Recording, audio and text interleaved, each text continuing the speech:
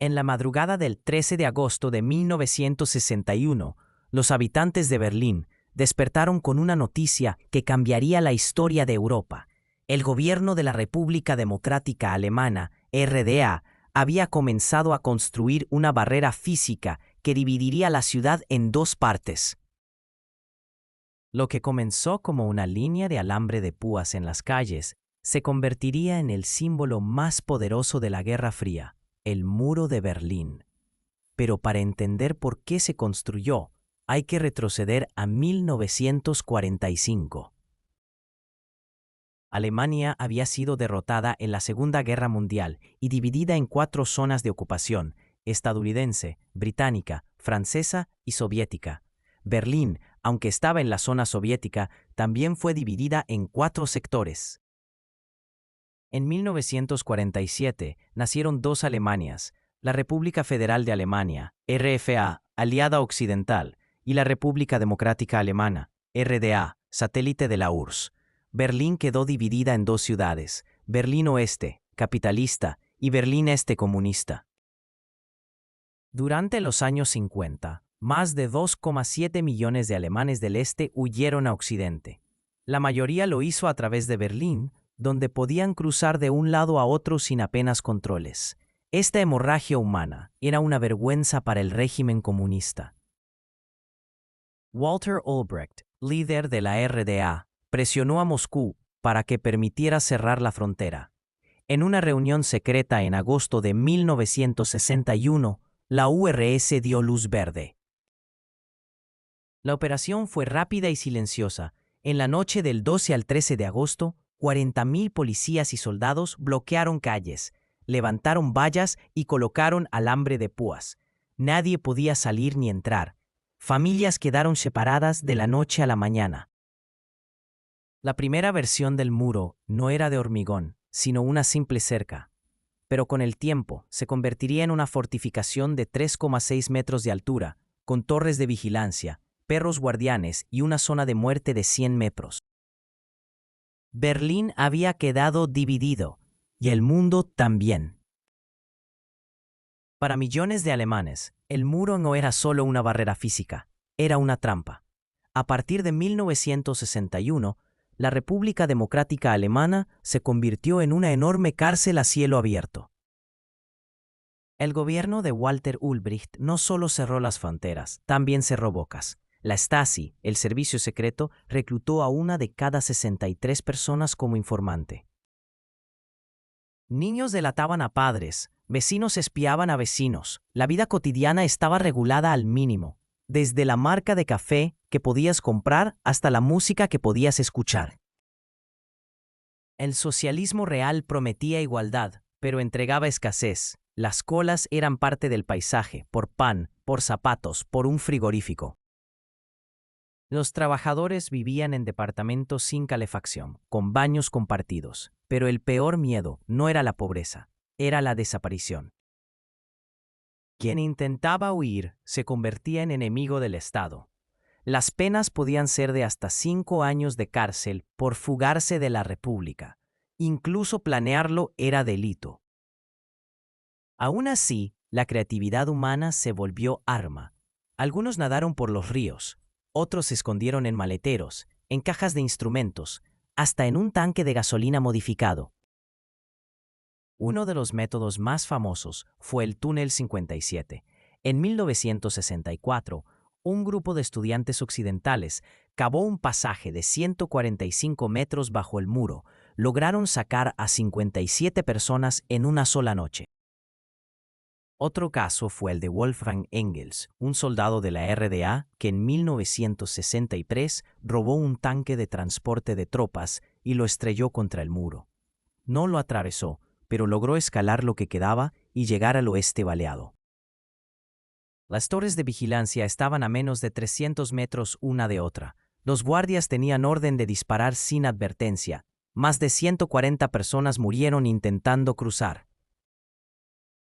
Cada historia es un puñetazo en la garganta del relato oficial, porque el muro no solo dividía una ciudad, dividía familias, sueños y vidas.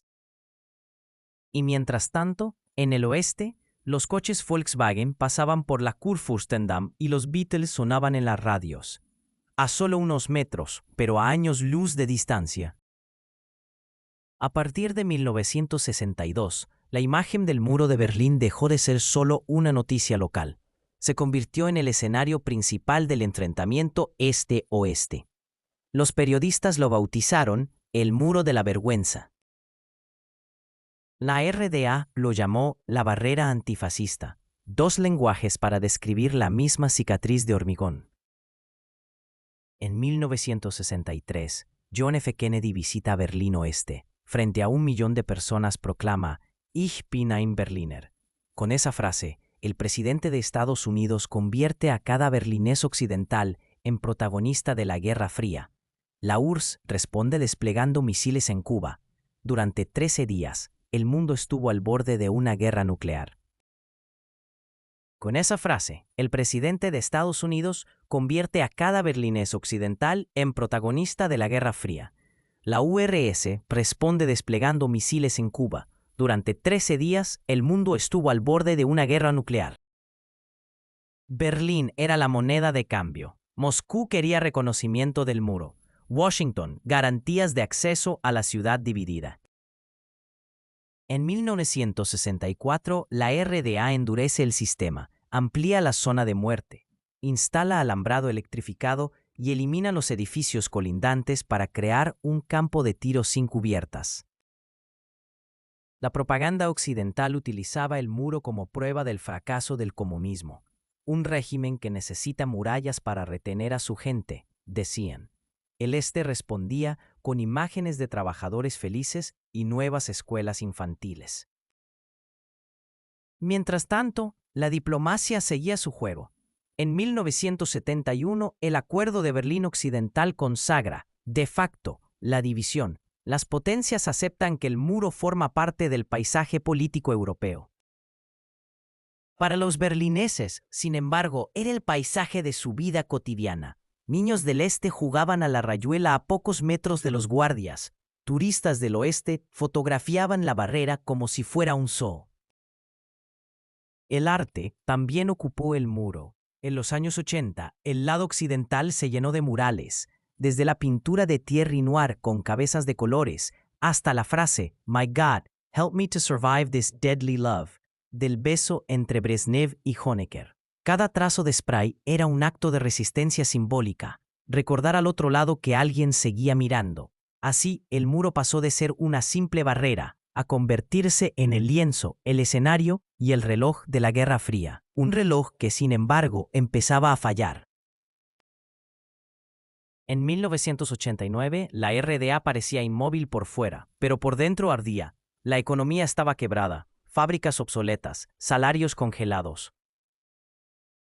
Deudas con Occidente que ya superaban los 20.000 millones de marcos. Mientras tanto, Mikhail Gorbachev proclamaba en Moscú Glasnost y Perestroika. Para los alemanes del este, esas palabras sonaban como permiso para hablar alto. En mayo de 1989, Hungría empezó a desmantelar su valla con Austria. Centenares de alemanes del este vacacionaban allí. En pocas semanas, más de 60.000 cruzaron la frontera hacia Viena en autobuses repletos. Los que no tenían pasaporte se amontonaban en las embajadas occidentales de Praga y Varsovia. El gobierno de la RDA reaccionó cerrando fronteras y suspendiendo viajes, pero la fuga ya era noticia mundial. En Leipzig, cada lunes, desde 1982, se rezaba en la iglesia de San Nicolás por la paz. En septiembre de 1989, aquellas misas se convirtieron en marchas. El 4 de septiembre salieron 1.200 personas. El 4 de septiembre salieron 1.200 personas. El 16 de octubre, 120.000. Llevaban velas en las manos y gritaban Wir sind das Volk. Nosotros somos el pueblo, rechazando la legitimidad del régimen. La Stasi observaba desde furgonetas, pero los manifestantes caminaban en silencio, protegiendo las velas del viento, como diciendo, no vamos a provocar, pero tampoco a retroceder. Erich Honecker, enfermo y aislado, ordenó resolver el problema con o sin violencia. Sin embargo, sus propios ministros dudaban. Gorbachov había advertido que la vida castiga a quienes se quedan atrás. El 7 de octubre, durante los desfiles del 40º aniversario de la RDA, miles se sentaron en la Unter den Linden.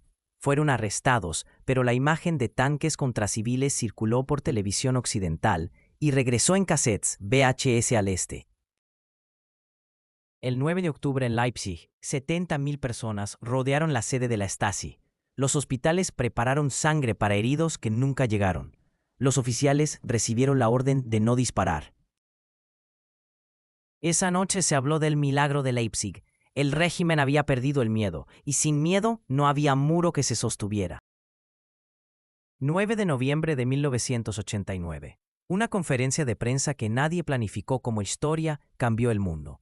Günter Schabowski, portavoz del Politburó, recibió un nuevo reglamento de viaje. Los ciudadanos podrán salir directamente por cualquier cruce fronterizo. La nota decía, entra en vigor a partir de mañana, pero él no leyó esa línea. Cuando un periodista preguntó, ¿cuándo entra en vigor?, Schabowski dudó, se rascó la cabeza y soltó, inmediatamente, sin demora. A las 19 horas, la frase corría por la radio y la televisión occidental. Los berlineses del este, que llevaban décadas soñando con ese momento, dejaron la cena, agarraron sus chaquetas y caminaron hacia los pasos de control. En Bornholmerstrasse, el capitán Harald Jäger observaba desde su garita cómo la multitud crecía, 100, 500, 2000, 5000. Llamó a superiores. Nadie sabía qué hacer. Abrir el portón o disparar, pensó. Recordó la orden de evitar derramamiento de sangre y a las 23:30 dio el paso imposible. Levanten la barrera. La primera oleada atravesó corriendo, llorando, abrazando a desconocidos. Del otro lado, los berlineses occidentales aguardaban con champán y flores. La noche se volvió fiesta. Jóvenes subieron al muro a bailar. Familias separadas por 28 años se fundieron en abrazos que duraban minutos. A las 00:45, la guardia fronteriza de Checkpoint Charlie también cedió. Los fotógrafos captaron la imagen que dio la vuelta al planeta. Soldados de la RDA y de Estados Unidos compartiendo cigarrillos sobre el muro de hormigón. En 3 días, más de 2 millones de alemanes del este visitaron el oeste. Las tiendas de juguetes regalaban peluches, los bancos cambiaban 100 marcos de bienvenida y las autopistas se atascaban de trabant humeantes. El 10 de noviembre, los picos neumáticos empezaron a taladrar el muro. Trozos de hormigón se convirtieron en souvenirs de la libertad. El 3 de octubre de 1990, Alemania se reunificó oficialmente. Lo que empezó con una conferencia mal leída, terminó con la desaparición de un país entero de los mapas. Hoy, solo quedan calles de adoquines donde estuvo la barrera, pero cada ladrillo cuenta que la historia no está escrita en muros, sino en gente que decide caminar. ¿Te gustó esta historia? Suscríbete al canal, activa la campanita y déjame un comentario. ¿Qué otro muro invisible crees que debemos derribar hoy? La historia la hacemos juntos. Nos vemos en el próximo video.